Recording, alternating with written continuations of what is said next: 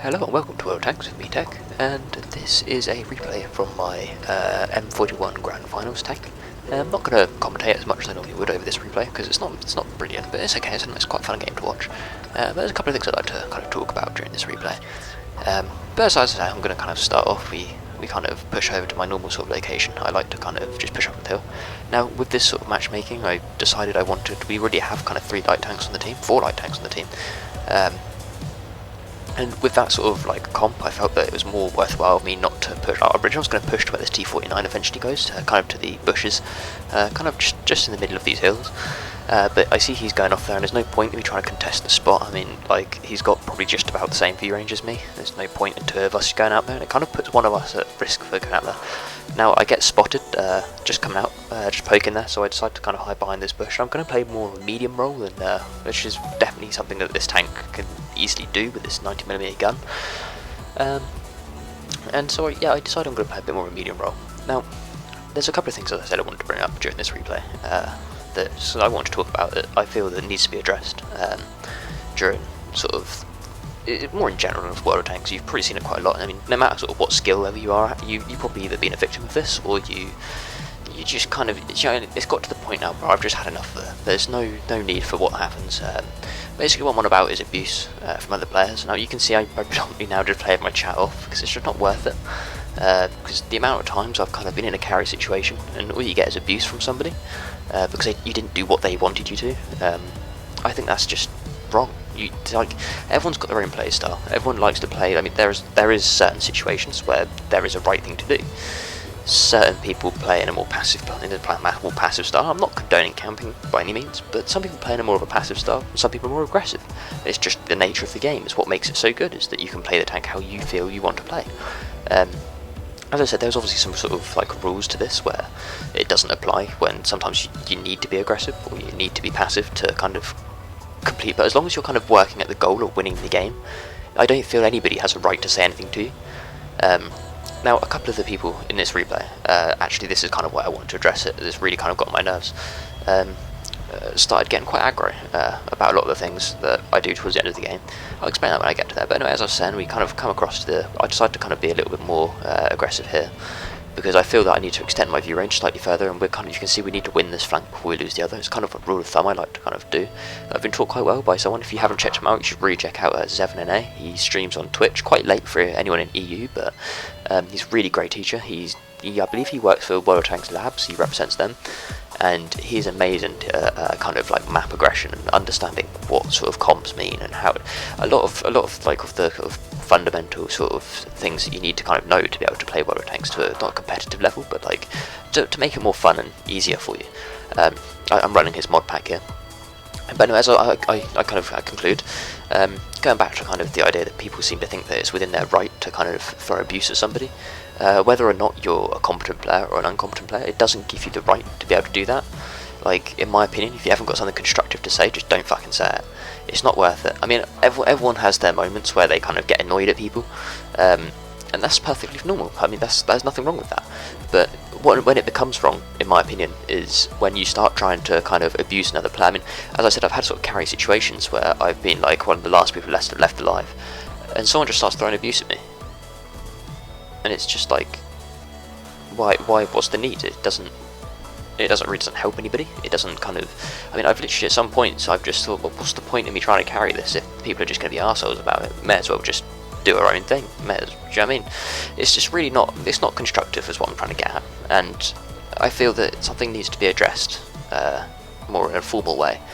But I mean, if you see it happening in a team, I mean, it comes down to the point of like whether or not it's just someone saying someone's a noob or something like that. I mean, no, if they are a noob, fair enough to them. Like, I mean, they might not know any better. That's their own thing. But when you get players that are vindictively kind of abusing somebody, just because they, like, most of the times I've seen someone abuse someone is normally after they've died, and like 90% of the time it's not actually that person's fault. I say as I just destroy this stirrer mill. But yeah, most of the time it's not actually like this player's fault. Now, we have a object 430, is it? Something along those lines on our team. He's having a good game, he's a reasonably good player. We end up having to try and carry with this guy, and we'll see what happens with him later, but he's one of the people that kind of doesn't understand it. Then another person is the SP1C we have here. Now, in my sort of like opinion is if you've looked at the other flank, we've completely lost that. They're going to be encroaching on our base. So I decide here, it's like I'm one of the fastest tanks on the team. I decide I need to go back to kind of defend. I mean, you could rightly argue that we could cap out the game if we have 2 of us in the cap, but at this moment in time, you can't guarantee what they're going to put in the cap. If they put 3 tanks in the cap, they flat out won. If no one manages to get back in time, I mean, you can argue the object 416. I think I'm now sort of starting to push back slightly. But the thing is, I know that capping here is not the situation we want to go for. I mean, okay, we might be able to get away with it, but as you saw there, they've already reset, and that wouldn't be a different situation if we were anywhere else, if that makes sense. As I kind of derp into the side of the VTU, which is really bad for me, but I was kind of aiming it on that Type 62, so it's a bit, yeah. So anyway, like, kind of pointless here to cap in this situation. I said before in one of my other replays, they're kind of staggering their defense, which means that they're going to consistently be like decapping the base, or like kind of resetting the base capture points, and it won't lend itself to being capped right now. And I don't think the SP1C really understands this, and again, that makes him sort of rage, and that no one helps him, and rightly so. People don't help him for a very good reason here, because it's suicide to try and cap that base. So anyway, we decide to come back and kind of push back out to try and sort of sort out the enemies that are capturing our base. And there's only 1 tank in the cap, which is always nice. So I ignored the AMX-30 because it just 1390 because it just, again, I needed to get back to try and decap the base. Let's see if we can get this shot off. I think he doesn't actually spot me until about now, and you see my 6th sense goes off. And we managed to put in the shot and take him out of the game, which is great. So we're going to decide to start flexing back over towards the enemy base and see if we can kind of like see what happens, basically, because we know that now we're down to the last few teams. Now this is the 430, you'll see him in a second, that I'm on about. He's just over here. He's quite a good player. You can see he's rated quite well in XVM. He's 52% rate. He's a decent player. I say that, but if you'd seen the team list at the start, you'd actually notice that he's only played 2,000 battles, which suggests to me he's re-rolled. So in my opinion, anything before 5,000 battles is just pointless. You just may as well ignore the stats. We'll see how much that drops by. The next 3,000 battles, I guarantee that will drop down to about 900 WNA, and he'll probably re-roll again. But we spot the 1390, who's now progressed forwards to try and get shots on anyone that's on those bridge lines. And he managed to take out a Panther 2. Panther 3 is not even a tank. But like, we know kind of that we need to push out here. We need to kind of come around. And I have a bit of a dirt moment here. I could have had a shot here where I kind of miss, which is, I need to improve my kind of like reflex aiming. And I'm kind of unsure where he's gone at first, and I managed to seize out there. So at the same moment, we both kind of decide that we both need to go out and try and flush this guy out. He takes the left, I take the left, he takes the right. And I managed to get around and put in a nice shot here. I was actually quite lucky here because I don't actually know where his tank is. I just kind of like guessed it and then managed to get the auto aim on him. Again, I probably could have got the kill on this guy just there, but again, I kind of like, I don't know, I didn't feel that I had the shot at the time, and yeah. So this SU-152 is the cause of quite a lot of this rage. You can see his position on the map is with the Type 62, and fair enough, done that, nice spot. And the 430 is just taking a big hit for him, so, I mean, I could go and try and rush him straight away, but it's just suicide. I don't want to rush, like, possibly, I think there's actually another T29 out there as well, somewhere, which we haven't spotted yet. Well, we spotted him earlier, but he could be anywhere by now. Initially I thought he might be going to cap, so I kind of swing back over to this side to see if I can get any lights or spots off him, which is, it's better to get the intel rather than kind of just go straight in. And this is like, you can see the 416, sorry, not 430. The 416 is deciding, right, we need to go and push out like towards this guy, and I think because I've got basically the most health in the team, he expects me to kind of just derp out in front of the 152, because I don't know. But we got a nice blind shot here. I believe that hit, because you see I kind of turn away and we get spotted just again. I turn back and he's on 25 health, so that must be my hit. Anything else probably would have killed him. I mean, maybe the VTU would have done the same amount of damage, but he didn't fire, so that must be my hit there. And so I'm just going to try and poach the kill, see if I can get him. But unluckily, I kind of fire blind here just to see if it works. And I immediately pull back because I feel that if the Type 64 was anywhere around here, then he might have spotted me there for the T29. Now that's the main reason I don't just go straight out into the SU-152, because you can see I kind of swing back, and my immediate reaction here is I want to try and get round to the side, maybe push in to the building, so go into that line towards the river, and see if I can spot anyone kind of anyone else that basically trying to spot that T29, see what he's planning to do as well. Like, to me it makes perfect sense to take out the T29 as we engage him last. We know where he is. The other two have had time to get out, and to be fair, there's two of them, and you see the 416 just died.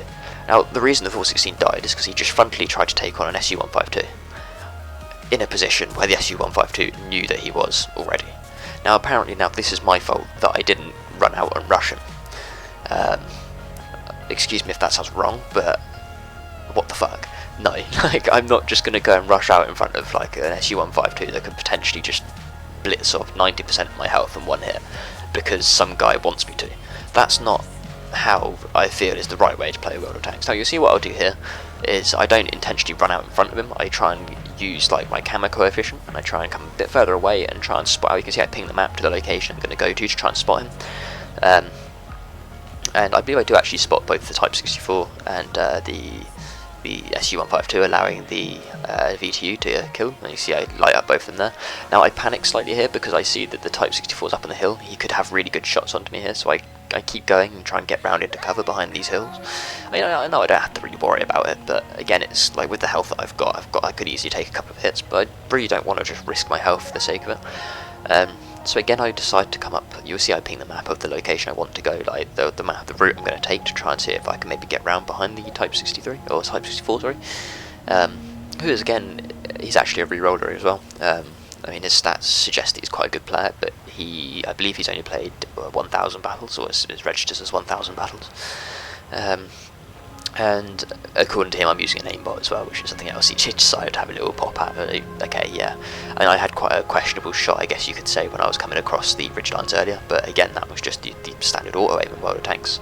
I mean, maybe it's just he's a new player, and he doesn't actually know that you can do that, but I can fairly say I do not use an aimbot. That's not what I do. I totally disagree with the use of like mods that do that sort of thing. And you can see here we managed to stop the Type 60. I keep calling the wrong names. Type 62.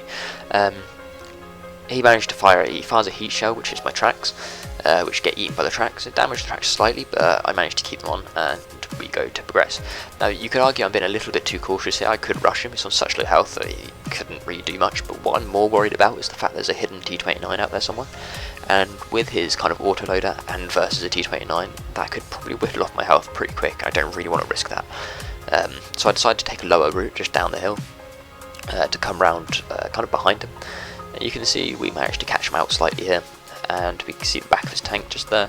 Somehow the shot goes slightly low and goes and hits the bottom of the inside of his tracks, and he kind of just reverses out nicely for me, and I managed to put in a shot to take him out. And so yeah, now you can see we're going to go and try and find this T29. Now, my intuition says that I think that he's going to be over in the heavy tank alley somewhere, or progressing near it, because there's quite a lot of hold down locations, and I play the T29 quite a lot. You've probably seen the previous videos, I really like that tank, and I kind of know that he's probably going to be in that location. You can see the time's getting quite low now. I pause for a second here, that's just because I'm getting a heat round ready, just in case I need it, in case he's held down somewhere. I can get the cupola a lot nicer, and more chance of doing, like, it's got higher penetration, and it's more chance to kind of damage him with that. So I decided it's probably going to be a great option to fire some heat. And I haven't actually fired any heat rounds yet in this tank today in this game, so I think yes, it's probably worthwhile to fire those heat rounds, at least just to secure this last kill. I know he's low health because we shot him earlier, and it's just basically guaranteed damage, and he's actually hiding there in a really nice ambush spot, and I derp the shot into his tracks, and it means that we have to kind of wait for a second, we reload, and we put in the final heat shell to win the game. Anyway, I conclude. I really don't feel that people have the right to be able to kind of throw abuse at people just because they're a bad player or anything like that. You should understand that people play in their own separate ways, and that if someone doesn't play to the way that you want them to, doesn't mean that they are by any means deserve some of the abuse you see people throwing in. I would strongly encourage people, if they see this kind of stuff going on in game now, just to kind of like say, what are you doing? Like, question the person throwing the abuse and be like, just be quiet, just tell them not to do this, because I think it's gotten to the point now where we need to stand up together to stop these sort of people. I mean, I know you could argue that it happens in a lot of different games. I mean, League of Legends is one that's particularly vindictive, but I don't think that's an excuse to let this continue. So I feel people need to come together to like stamp this out, or at least kind of make it more of a shameful thing to do, to start throwing abuse at people. I mean, whether you're a unicorn player or a noob like me, then it doesn't give you the right to make people just not want to play the game. And I feel Wargaming might try and take some steps to, maybe with new matchmaking systems, to kind of combat this. I saw a couple of posts on the forums suggesting that they should introduce kind of like a skill cap level, so like you might have a rookie sort of game mode and things like that. But to me, what that just sounds like, given the kind of the scoring systems like WNA and things, would just mean you'd get the highly skilled players just seal clubbing in the lower tiers, and you wouldn't get people playing the higher tier. It wouldn't work out too well. So I feel if Wargaming introduced something that did it itself within the matchmaker and took into account the efficiency rating or the WN8 rating of people, and compared that with the games they played as well, I mean, they definitely have the option to be able to do something like this, and I feel it would just improve the kind of, like, I've got to the point sometimes where I don't even feel like uploading some videos for people, because some people just take the piss. Not like on YouTube. YouTube's fine, I don't have that sort of problem, because I don't really get that many viewers, but I don't really have that sort of problem on YouTube. But when it comes to like in games, like when I watch the replays back, so as I say, I play with the chat off, and sometimes when in the replay it kind of turns it back on. I don't know if that's a bug or not, but I constantly see that sometimes there's just like really vindictive things being said about me and other players, and it really makes me just kind of ashamed of the community that thinks that this is acceptable.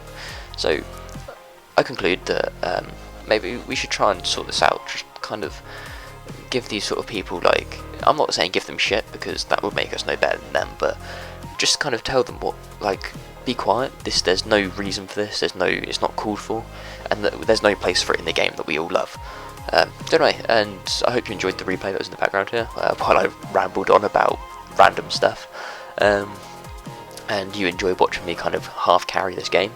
And for the people that were just abusing me that I didn't even realise until I watched the replay back. And yeah, I hope you enjoyed it, and I'll catch you all in a bit. I'll see you on the next replay.